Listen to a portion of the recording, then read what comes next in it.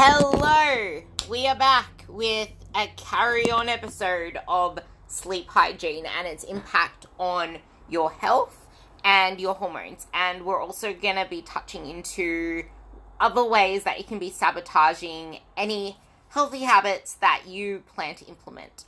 So, we were just touching on how your insulin sensitivity goes down and your insulin resistance goes up when you are sleep deprived.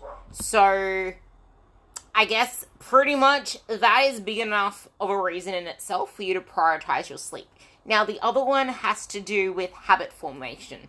So, if you think about the way that you learn tasks through neurons firing together that repeat pattern of you learning that task. It's kind of like lifting a weight, like you need to do a few repetitions. And the more focused you are on that task, the more those neurons are going to fire to actually start connecting together. But here's the thing. Focus is the thing that actually helps the neurons fire together. But then what is it that actually helps ingrain them to wire them together? Because they're firing together doing the same pattern, but they need to then wire together and kind of embed it into your learning process, embed it into your brain's lazy. Your brain doesn't want to expend energy trying to learn tasks. So it tries to make things very autonomic. It tries to make them just happen. Like, you don't have to waste brain. Your brain does a lot of metabolically expensive tasks. So if you think about, here's a good example as like a comparison. People say muscle burns a lot of energy. It burns calories. So I want to build more muscle to burn calories, which is kind of stupid because 1 pound of muscle burns like 13 extra calories, and that's just like saying, oh cool, I can eat an extra bite of freaking celery or whatever else. Stupid. Now, your brain is the most metabolically active. It is more active than, it needs more energy than your muscles. Combined. It does pretty damn important things to keep you alive and to do other things. So, it does not want to waste energy trying to learn tasks. So, back to the thing that we were saying. It needs to actually wire them together to then make it autonomous. So, your sleeping is then when your brain repeats those actions that you've done to then wire them together and to make it pretty much innate, something that you do. So it takes, when we are learning as children, it takes 300 repetitions of a practice, gait, eating, lifting your hand to your face, to embed that motor pattern into your spinal cord. So all of these autonomic processes that Ruby is talking about are embedded in the spinal cord. Once they're embedded, the brain does not want to override that pattern. So your going to bed at 3 a.m. is embedded into your spinal cord. Now, to override that pattern, it takes 3,000 repetitions, good repetitions, to override the original pattern, which is a lot, right? Because the brain doesn't want to have to do something new. And that is why you feel resistance. That's why you maybe get frustrated or angry or whatever. Because the brain's going, no, I've got this pattern. I already know what to do here. I don't want to do that new thing that you're telling me to do because this works just fine for me. So what Ruby is saying is you have to be consistent with this process to embed it, to make it autonomic so that you now don't have to expend all that energy going, oh my God, I've got to go to bed at 9 o'clock. It will happen, but you have to be consistent with it. She made a really good point, and if you actually put the 3,000 to the 300 together and compare those numbers, put it this way. If your child was learning to walk and they fell over, are you going to punish your child for not being able to actually keep walking? No, you're going to encourage her to try again. And that encouragement is going to be a positive feedback loop for that child to keep attempting to do it. And if you're going to consistently berate yourself for any errors you make in the process, you are only delaying the learning effect. Your brain doesn't just learn from good reps, it learns from errors so that it can course correct to then make the good reps that you need to embed that movement. So if you want to actually develop these habits, whether they be for sleeping, whether they be for eating, which we will be going into eating in a whole other podcast, because we probably have crazy eating stories for how we evolved with our relationship with food, because mine was terrible, and I'm sure anyone that knows me knows how horrible mine was. But what most of you would not know is how long it actually took me, including most of last year. And this year has been the best thus far because of all of these little things that I put into place to get me to where I am now. And I've never felt more free. My definition of food freedom is different to the next person's, but I've never felt much like more food freedom than I do now due to these habits that I made. And I'm sure everybody could envy any feeling of food freedom because they feel so entrapped by food. And you'll be more entrapped if your sleep is ruined, because as she said, if you're tired and your hormones are haywire and you're not regulating the hormones in your body properly, you're going to have no willpower to actually do what you need to do, because not only is your body lacking energy, but so is your brain. And your hunger hormones are going to be all skewed up as well. Now, when it comes to shift workers, when it comes to coffee, that is what we are about to touch on now. So shift workers, what would you recommend? So, my ex-partner, Ruby's dad, he is a shift worker, and it's not that he does night shifts, so he does 5 nights, 5 days off, 5 days, 5 nights off. Like, it's all over the place, particularly around key times of year. So around Christmas, or when the construction industry is as busy as like year end, that kind of thing, when there's new projects, new budgets, it can be crazy. And he has always struggled with his weight. A lot of it is due to that. There are obviously other things going on there, but trying to regulate that, and for him to then go, right, I'm going to go to the gym, I'm going to eat properly during my night shift when he's starving and he's in a very, very physical job. It's really difficult. So he works 12-hour shifts in a quarry. I mean, it's full on. And in the winter, you can imagine it is horrendous. Freezing cold quarry, outside for 12 hours. It's dark. You know, it's a very harsh environment. In the summer, just as bad. It's boiling hot. They have to wear these full, hazmat suit, not hazmat suits, you know what I mean, like the high vis. That one. It is incredibly hot. They can't regulate body temperature because of plastic and all the rest of it, dust and quarry. So harsh environments, either end of the scale, plus this, messed up sleep pattern of, right, for 5 days I'm doing this, then I'm off completely, and then the next 5 days I've got to rotate completely 380 to the other side of that working shift pattern. So that can be really, really challenging for people who are trying to get some kind of patterns of sleep, maintain a nutritional program. So, for example, you were saying eating at the same time every day. That's going to be physically impossible for people who have that kind of job or have that kind of commitment. Nurses, doctors, tradesmen, that kind of thing. So in this situation, it is making the best out of the environment that you're in. So whether you need to create 3 patterns, one for day shifts, one for night shifts, one for days off, then that is what you do. And that's basically what he's had to do. So now he goes to the gym. He's not a gym goer, but he goes to the gym. So he finishes the night shift. He goes to work, starts work at 6 in the evening, finishes at 6 a.m. And he has to go to the gym then, because it won't happen otherwise. He's done a physical job, really hard environment. If he's going into his 5 days off, he needs to rest, and he needs to completely rest, not force himself to do stuff, because to be able to do that job continuously requires a lot of mental capacity, grit, determination, all the rest of it. So he now goes to the gym straight after he finishes work, and it's not going to be the best workout, but he's doing something to contribute towards his health, and actually it has made a big impact. So even though you may think, okay, well, there's no point going now because I'm really tired, I've done a really physical job, and and I need to sleep. Actually, he started with going for like half an hour and just doing some cardio. So he would go and walk on the treadmill for half an hour, or there we would go and sit on the bike for half an hour. Now he goes and he does his squats, his rows, his deadlifts, his cardio, all of that, because he's built it in over a year. Adaptive. It's not right, tomorrow I'm starting a diet and tomorrow I'm doing that. He has adapted over a year. And it's taken us a long time to get to the point where he recognizes this longer process rather than I want it all now. But it's working for him, and it's worked really well. So I would suggest, if that is you and you are in that situation, what small changes can you make? Do you want to go to the gym, first of all?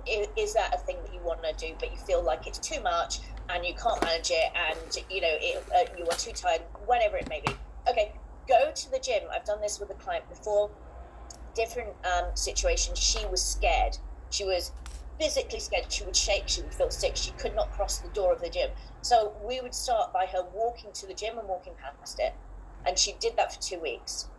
The next 2 weeks, she would go to the gym. I had her phone the gym, and she went and met the gym owners. And then the next time she went into the gym, she didn't do anything. She just went into the gym and went home. Then she started to go in and do 5 minutes, and like have a walk around, look at the equipment. She didn't actually go on the equipment. She just familiarized herself with the equipment that was there and started to see some people in the gym. Then the process went on. Eventually, she managed to get into the weights room. Now, she does it all. She's brilliant. But it's those small steps, because if there is something that is really challenging to you, that is scary for your brain, you cannot force yourself to go into that situation and feel comfortable about it and want to go back. So break it down. And these are what I call process goals. So we have an outcome goal. An outcome goal is, I want to deadlift X amount in my competition in so many weeks. Sorry, that's just what's relevant to me at the moment. Yours might be, I want to lose 15 kilos by X date. Okay, that's a very big, scary goal. In order to get there, you need to break it down. So you need to know, okay, what am I going to do when I wake up tomorrow?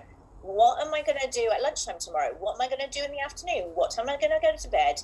How am I going to factor in my relationships? How am I going to factor in that wedding, that birthday, that school play?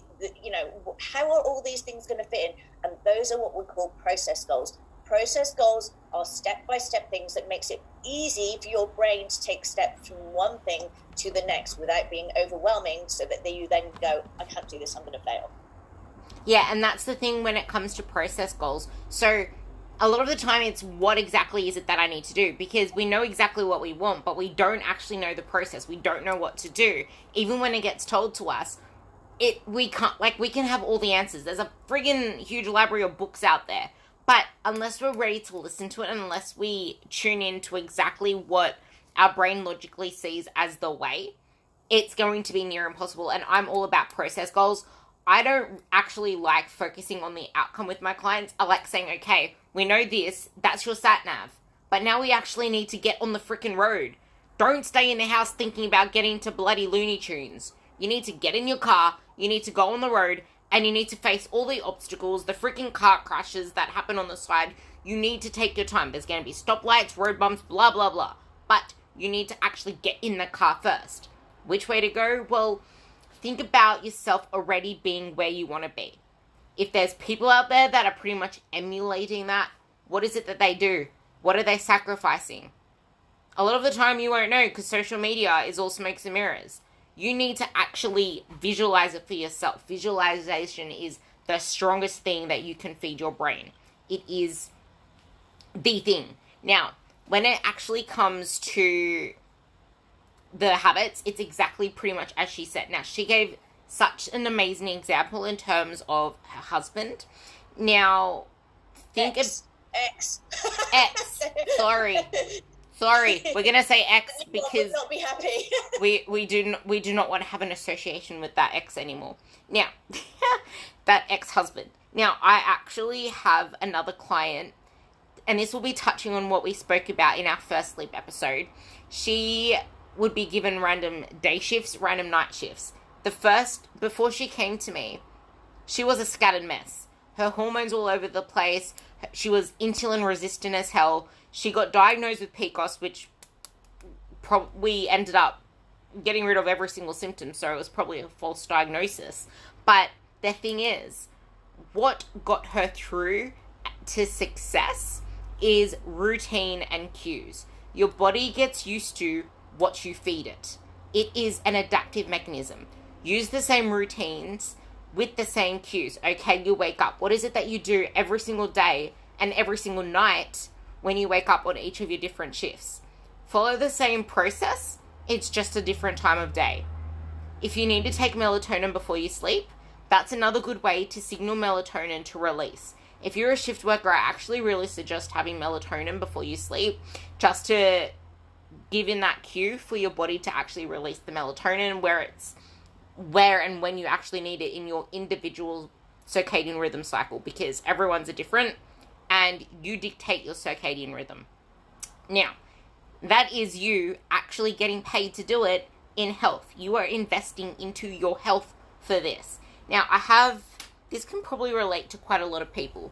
So if you're someone that suffers fatigue, or you have a disease that pretty much means that you're constantly fatigued, or even if you're a type A personality and you're always thinking before you go to sleep, this is when we all start talking about how we do things. Now, I have a client who suffers Crohn's.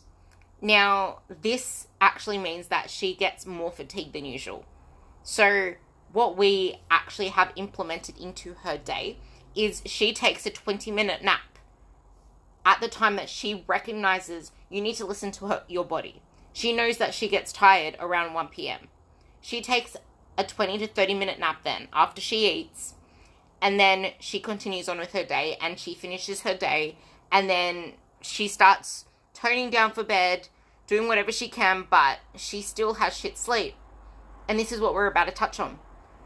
We just addressed her issues, and we are about to pretty much break through them. If your brain is on full throttle mode, how can you expect to sleep? I always suggest sleeping with a notebook by your side and actually doing active brain dumping, because there are some people that can't just switch off and go into an app to meditate. There are some people that can't do things so smoothly like Phoenix already has embedded, but what did she say? She's done it pretty much her whole life. It's there. But there are people that aren't at that level, people that can't meditate before bed, people that can't just switch off their phones and turn off, because they're going to be constantly thinking regardless. They probably can't even listen to their phone, because as soon as it starts playing, it's like, oh, this is nice. Oh, what about this? Oh, shit, I didn't do this. Oh, I need to do this tomorrow. Oh, I need to do this tomorrow. Like, you need to work with where you are at to get there. Like, that is exactly bang on exactly what you should be doing. You should be telling yourself, why would I need to get a message at this time of night? Exactly like Phoenix said. That's why their phones are off. My phone, we will now get back into my healthy habits, because I'm just about to talk about my phone.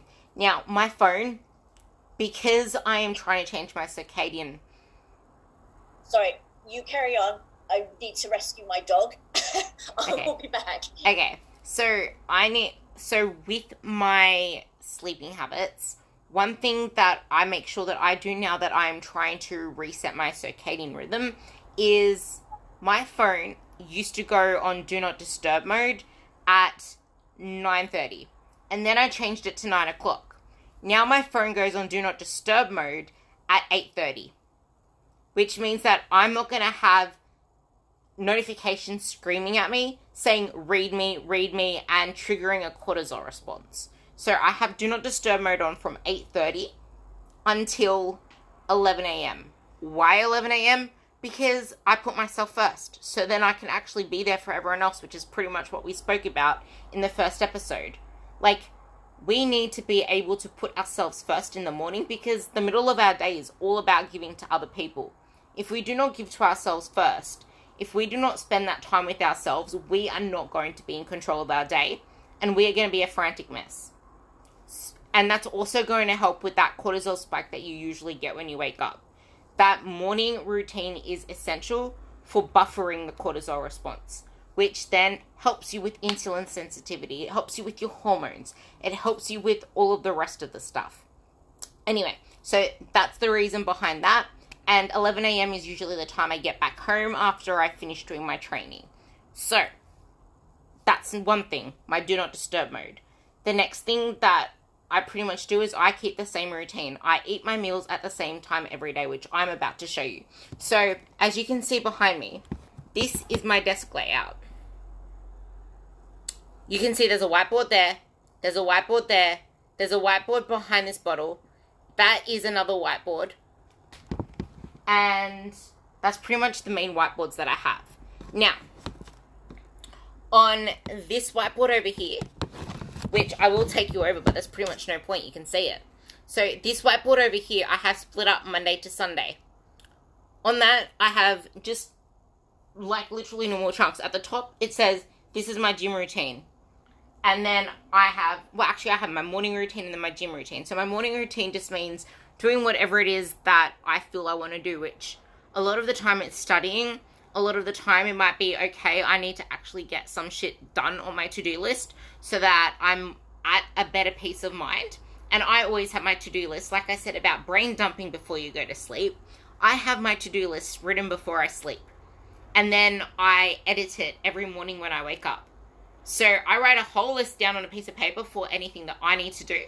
And then in the morning, I pick the 3 most important tasks, put them onto this whiteboard that you see over there.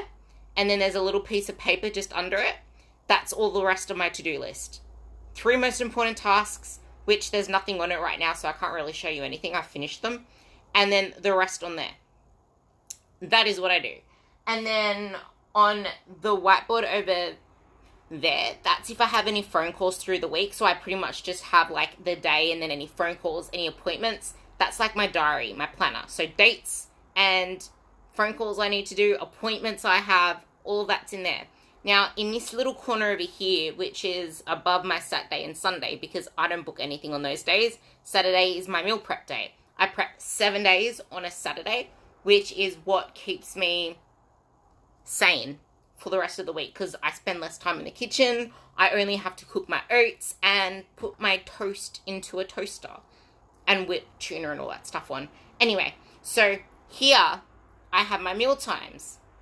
I eat my meals at the same time every single day, and I make it a priority. If you can't do that same thing, I would say trying to keep a leeway gap of an hour and trying to be as regular as you can anyway. It's like an appointment with yourself. It's like a job. Your job is to eat and sit there with the meal. That is what I do with my meal times. If something like this happens and I have to delay my meal, because usually my meal is literally about 15 minutes ago and it's going to end up being in about 30 minutes, that's fine, because it's a one-off and it's not that late and it's my last meal. So it's not really impeding on much. So that pretty much is how I organize my week, and it's on a whiteboard. Why? Because I can erase it. I can edit it. That's like pretty much what Phoenix said about it's going to take time. It's going to take repetitions. And at first you fail, you keep trying. And the meal timing thing is a new thing that I started this year. Well, I've always wanted to do it. And only this year has it really stuck, which is when I'll start talking about why it came about and why I think it's the most important thing you can do. But that pretty much is all of that. Now, that's my morning. That's how I organize my week. Is there anything else I need to cover on my desk? Oh yeah, one more thing. So all these things you see on my wall there, and the pinboard and the whiteboard, that's like motivational stuff. So one thing that I do with my clients is I set a vision board. I started this vision board 2 years ago, and it was the most important thing I've ever done. If it wasn't for this vision board, I would not feel the clarity that I have now. But a vision board isn't about goals. It's about keywords, theme words, like how do you want to feel? It's about what makes you feel like, what is it that you desire to feel? How do you see your life? So my keywords have always been mindful, empowered. I'll read some out. La la la la la. Abundant, mindful, working with intent, and I've always wanted to feel free within myself. So there's quite a few there, but that's my why. That's why I do things, because I know that I want to feel this way. It's not, I want to lose freaking 15 kilos in a week. Like, it's not something stupid. It's not even something that is remotely, like, relative. Like, yeah, they're there as personal goals, but I literally write them in fine print because that's my sat nav. Like, okay, I want to be able to do this, I want to be able to do that, but it's not static. I want a 200 kilo deadlift on there. I didn't end up getting it, and it's still on there, but I don't really care about it. I kind of try to scrape it off, but it does, you can still see it. But that's the thing, like, your goals will change as you evolve. And your vision, your processing, the way that you do things is allowed to evolve with you. it is allowed to evolve with you. Your coping mechanisms, everything is allowed to evolve with you. It doesn't need to stay stagnant. Everyone thinks that shit needs to stay the same. No. The way that you do things evolves with you. Your habits evolve with you. The way that you manage your food relationship evolves with you. Your goals evolve. The way that you want to take your journey evolves. Like, you could start off wanting to lose so-and-so kilos, and then as you get, this is something I see a lot of the time when girls sign up with me. They sign up probably just wanting to lose this excess weight, except a lot of people now sign up because they got fucked around by fucked up coaches, and they come to me to fix them. Even though they're not broken, but you know what I mean. They want me to fix them. And that's pretty much what I deal with now. Or people that are trying to manage their whacked up hormones because they're not eating properly, sleeping properly, blah, blah, blah. That's what I deal with now. But people still come to me saying, I want to look toned and defined and I want to lose this weight. And it's like, okay, cool. They start off with that intention. But give it about 3 months, 6 months. That's not even what they're focusing on anymore. They're talking about how much more energy they feel. They have their period back. They're having great sex with their husbands. They're feeling alive again, which is something they never felt before. They're starting to love going to the gym. It doesn't feel like a chore anymore. They're actually starting to be creative with food now. It doesn't feel like, oh, I have to eat this way, or I can't eat that. They think, I just realize now, they don't even think about what they can't eat anymore. Whereas that's what they used to focus on. And it just clicked now that I'm saying it. I don't hear them saying, oh, I can't eat this, I can't eat that. It's, I wonder what I can create with this. Oh, I wonder if I can make that. They're thinking about all the things they can have, not what they can't have.